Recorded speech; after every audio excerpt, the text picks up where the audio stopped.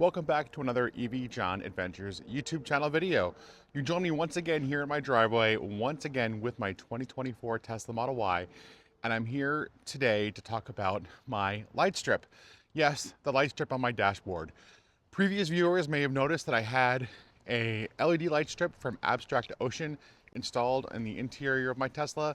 I really loved it. I actually installed it after I had a newer Tesla as a loaner car once, and I liked the ambient lighting of the newer cars. I got a pretty good deal on that S3XY LED light strip.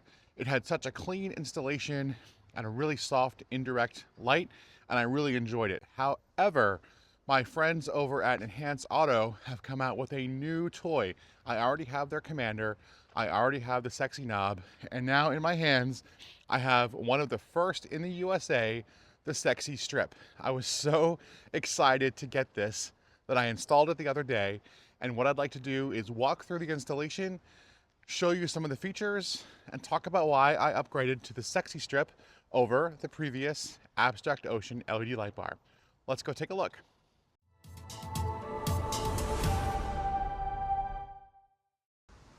Coming up here to the Model Y, let's open up the passenger door.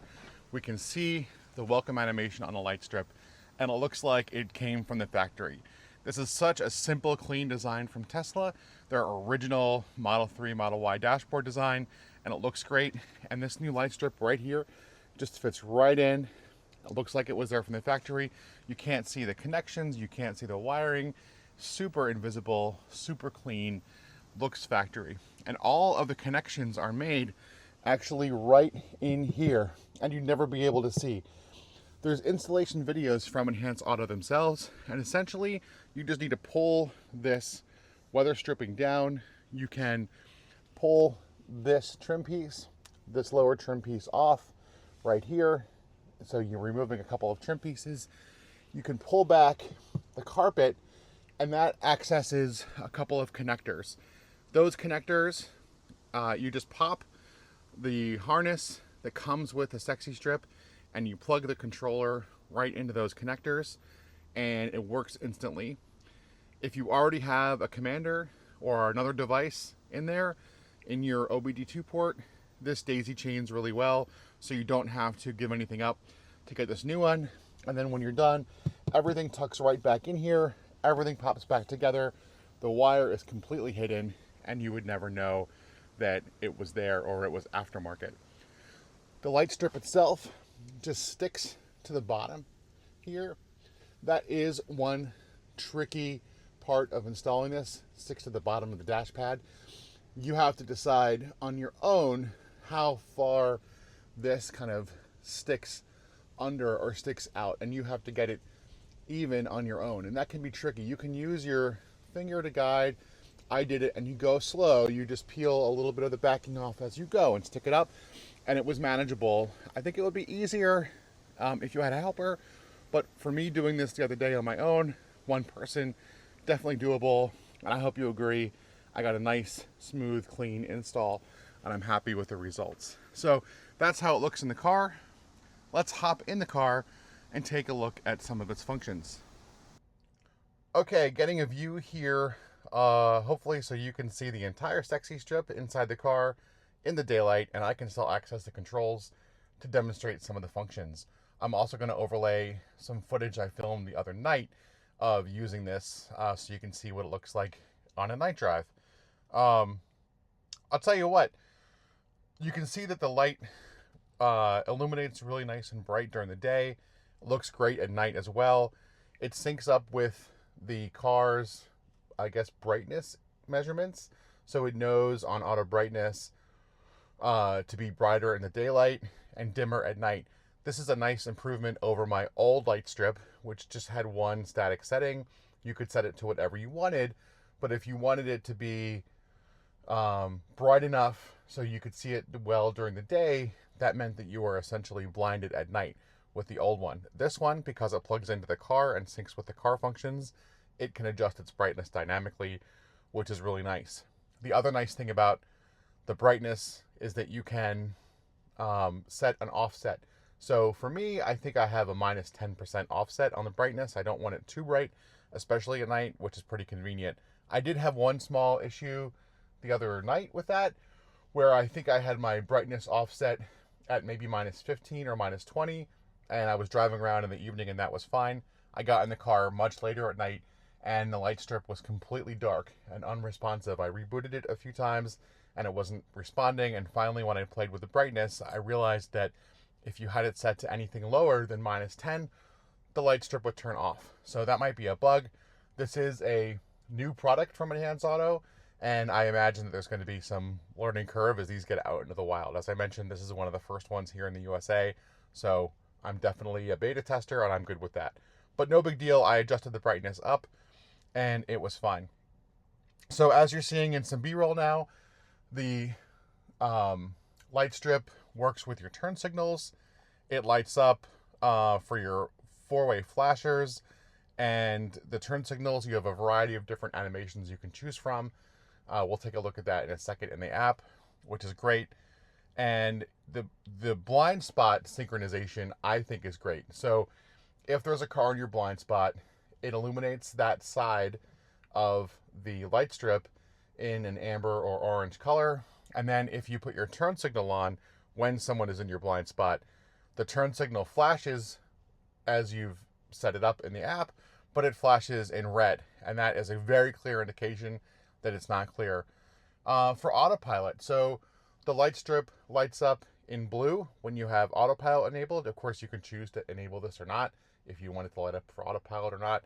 For me, it doesn't matter because I have my light strip in my car named Blue Racer set to blue anyway, so it doesn't change when I engage autopilot. But when autopilot does ask for my attention, if it wants me to, toggle the wheel a little bit, the light strip flashes. So that's another great additional indicator that autopilot wants your attention and you have to engage, and maybe it can help you avoid a strike, which is pretty nice. I do like that everything is controlled in the Sexy app, so let's take a look at that in a second, and you can do anything you want to in the app. So let's take a look at what that looks like and view some of the functions. All right, I'm here in the Sexy app. You can see on my screen share here that I'm getting all the data from the commander. I already had this in place because of my Sexy knob that I installed several months ago. That's been a really nice addition to the car, and I love all the data that it gives. Kind of Bjorn style, as you cruise down the highway, you can see all types of information about energy consumption and temperatures and all of that. To access the Sexy Strip, all you need to do is scroll down and you can see there is now a strip menu right here in addition to your buttons, commander, knob, and stocks. So if I tap into strip, you can see it shows the strip there, and I can choose colors.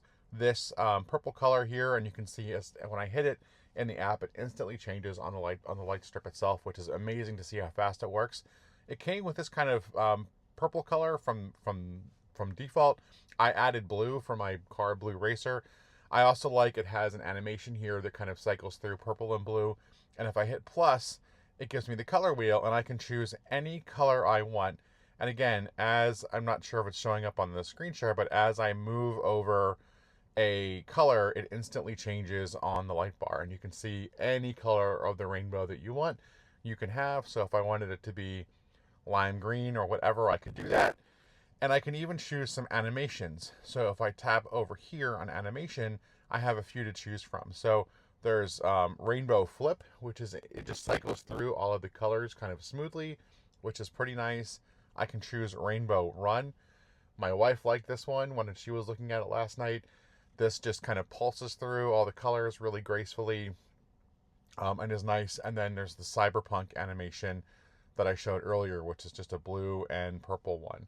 So if I can just hit OK, let's say I want to add rainbow run because my wife liked it, I can tap OK, and now that is one of the presets here at the top.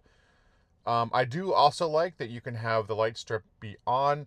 You can change it to off if, let's say, you just didn't want it. You wanted less distractions. You're at night. You wanted more darkness. You could do that.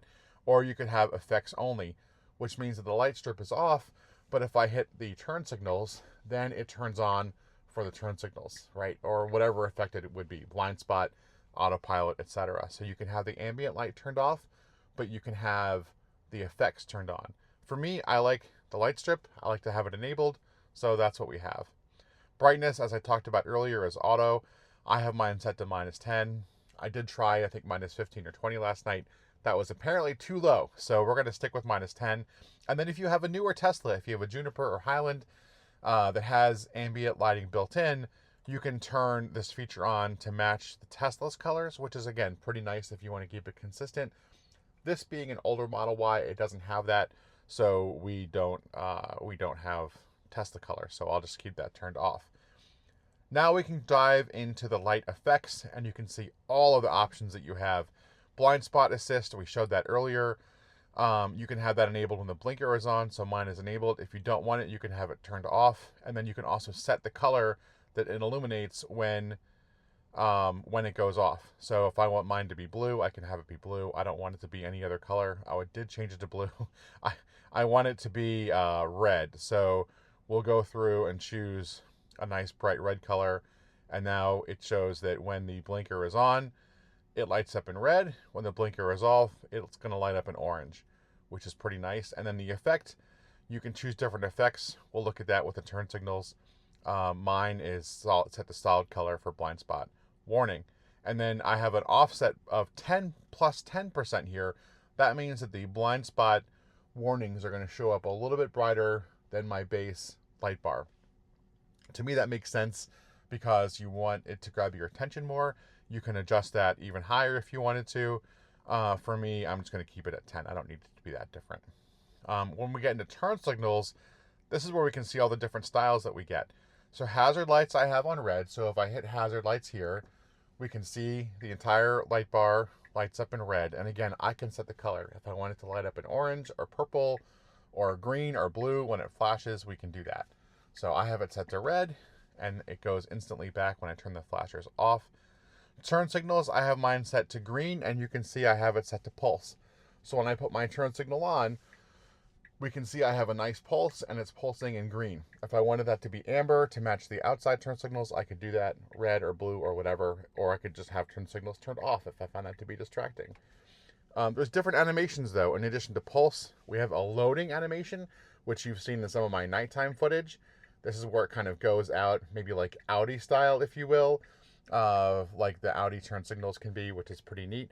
I like that. I did find it to be slightly distracting at night driving around with that, so I turned that one off. I might change it back later. They have other effects here too, like running. So if I hit the turn signal here for running, you can see I have just a small pulses of light running in the color of my choice. That's pretty nice. There's a fade. Now some of these look pretty similar. Fade and pulse, which I had earlier, are pretty similar.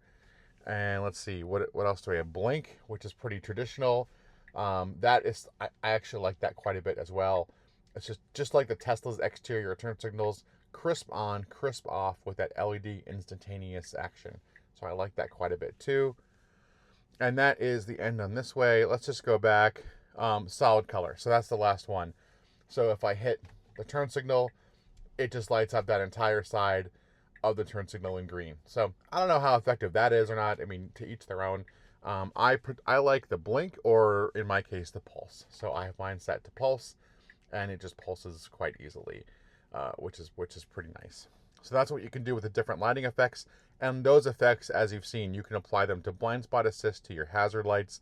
You can apply those same types of ones to all types of different parts of the app.